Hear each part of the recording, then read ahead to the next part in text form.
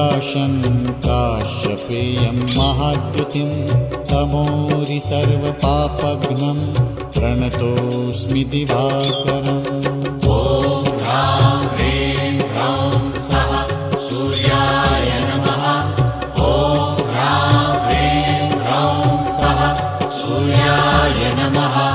जपाकुसुमसङ्काशं काश्यपेयं महाद्युतिं तमोरि सर्वपापघ्नं प्रणतोऽस्मि दिवाकरम्।